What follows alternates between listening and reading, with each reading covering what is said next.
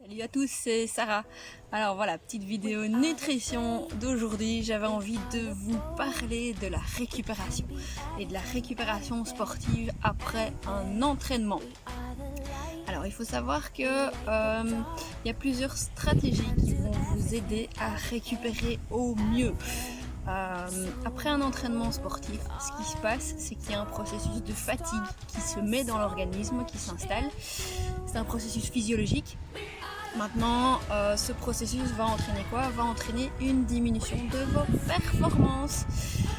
Alors l'organisme va mettre en place certaines stratégies pour s'adapter d'un point de vue physiologique et pour s'améliorer. Maintenant, vous pouvez optimiser cette récupération et permettre à votre organisme de surcompenser. De quelle manière? C'est déjà en vous reposant correctement et en adoptant une certaine période de récupération sportive entre vos séances. D'où l'intérêt de planifier correctement vos séances de sport. À côté de ça, il y a d'autres outils qui vont vous permettre de mieux récupérer. C'est votre sommeil, votre hydratation et votre alimentation. Alors, petit tour d'un petit peu tout ça.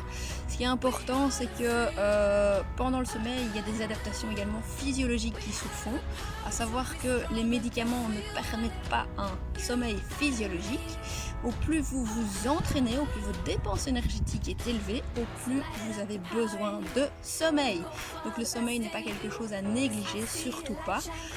Il va y avoir des influences d'un point de vue, comme je vous l'ai dit, récupération, d'un point de vue immunité, d'un point de vue poids également. Donc c'est prouvé que si on ne dort pas assez, il y a une augmentation de certaines hormones qui peuvent donc influer sur le poids.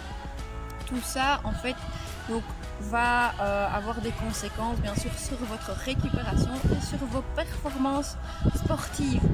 Donc ce qui est important au niveau du sommeil, c'est en tout cas dans la planification aussi de vos séances de sport, c'est d'essayer de ne pas les mettre trop tard le soir, sinon ça peut perturber votre sommeil. Ce qui peut également influencer sur votre sommeil, bien sûr, c'est le fait les écrans, la lumière bleue, etc. tard le soir, ça peut perturber, le stress bien sûr, les ruminations. D'où l'intérêt aussi de mettre en place des pratiques où on va apprendre à se relaxer avant d'aller dormir, comme que ce soit de la respiration, de la pleine conscience, de la méditation ou autre. Il existe pas mal d'applications qui peuvent vous aider à vous détendre avant d'aller dormir. C'est important aussi de mettre en place un rituel dans ce sens-là. Voilà, arrêter les écrans à partir d'une certaine période, commencer à lire dans sa chambre tranquillement avec une lumière tamisée. La température de la chambre va également avoir un impact sur votre endormissement. Donc éventuellement bien aérer avant d'aller dormir votre chambre, prendre une petite douche un peu plus fraîche pour abaisser votre température corporelle, ça va faciliter l'endormissement. À côté de ça, il faut savoir que l'hydratation peut influencer aussi, donc c'est important de ne pas attendre le soir et la sensation de soif pour se mettre à boire. Hydratez-vous vraiment tout au long de la journée, mettre en place un plan hydrique tout au long de la journée pour ne pas avoir cette sensation de soif non plus au moment d'aller dormir.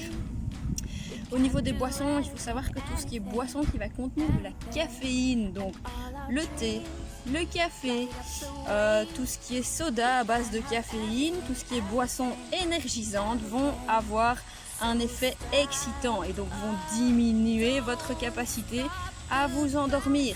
Donc toutes ces boissons-là, éliminez-les à partir de 17h.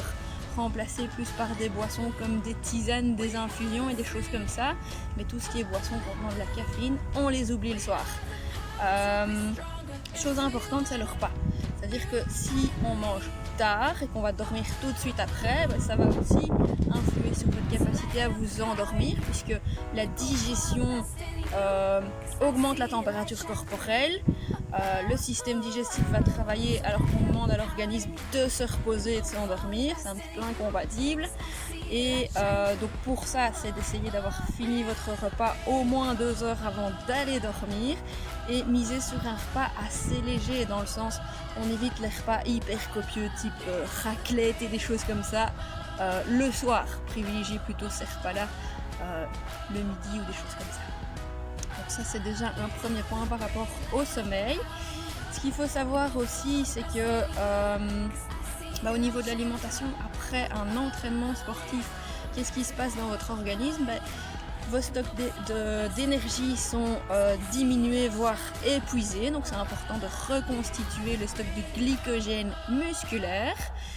Ce qui s'est produit aussi, c'est qu'il y a eu des micro-lésions au niveau des fibres musculaires. Donc elles sont également à réparer. Il est important de réhydrater correctement l'organisme et de lui apporter les électrolytes qui auront été perdus dans la sueur, comme le sodium notamment, le potassium, etc. Et autre petit point d'attention, c'est que l'exercice sportif va produire certaines molécules qu'on appelle les radicaux libres, qui sont des molécules qui vont venir attaquer un petit peu vos cellules. Et donc c'est important d'avoir suffisamment aussi, pas rien qu'après votre pratique sportive, mais ça peut être intéressant aussi, de consommer régulièrement des antioxydants. Alors, je vais décrire un petit peu tout ça. Donc, qu'est-ce que je peux prendre après ma séance pour récupérer au mieux?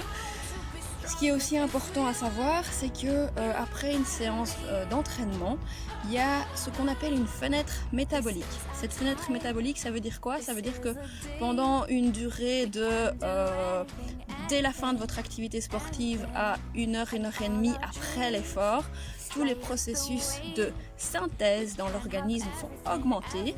Tout ce qui est catabolisme, donc dégradation, etc. sont diminués. Et tout ce qui est processus d'assimilation au niveau des nutriments sont également augmentés. Donc en fait, après une séance de sport, c'est important de manger assez rapidement. Alors ça dépendra un petit peu de quand vous vous entraînez.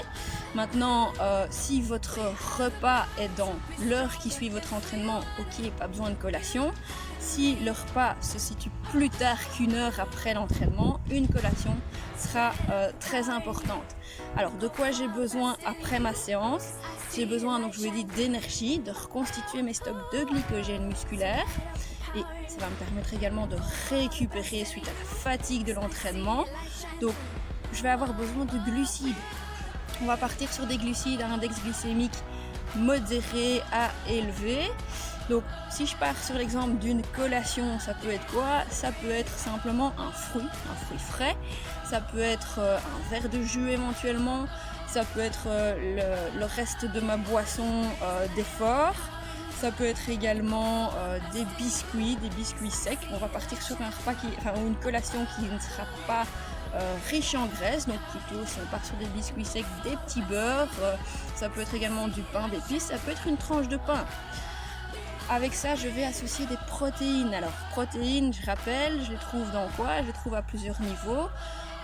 C'est plus intéressant éventuellement de partir sur des protéines lactées. Donc, comme un yaourt, comme du fromage blanc, comme éventuellement un berlingot de lait demi-écrémé, aromatisé ou non. Ça peut être une alternative végétale plutôt comme du lait de soja alors. Voilà. Ou éventuellement on peut partir sur par exemple un riz au lait avec une petite portion de fruits, pourquoi pas. Donc ça c'est des exemples de collation. Maintenant si on part sur un repas, ce qui serait aussi important que je n'ai pas mentionné, c'est de bien hydrater votre organisme. Donc buvez et ne vous fiez pas à votre sensation de soif. C'est important de vous hydrater correctement. Il y a eu une déshydratation lors de l'effort, même si vous vous êtes hydraté pendant. Donc on continue à boire tous les quarts d'heure, on boit des petites gorgées, que ce soit d'eau. On peut partir en fonction de l'entraînement que vous avez fait, s'il était très intense et si vous êtes très chaud, n'hésitez pas à partir sur une boisson qui est riche en sodium ou sur une donc là on va partir sur des eaux type Vichy éventuellement. Ou on pourrait éventuellement, pourquoi pas, intégrer un potage. Si on part sur un repas, ça peut être un potage de légumes avant de commencer son plat. On pense dans son plat énergie, donc féculents. Les féculents, des pâtes, du riz, des pommes de terre, etc. Je les associe à des protéines, un morceau de poisson, un morceau de volaille, un morceau de veau par exemple. Et alors on accompagne d'une source d'antioxydants les légumes. Donc les antioxydants, c'est vraiment, vous retenez couleur.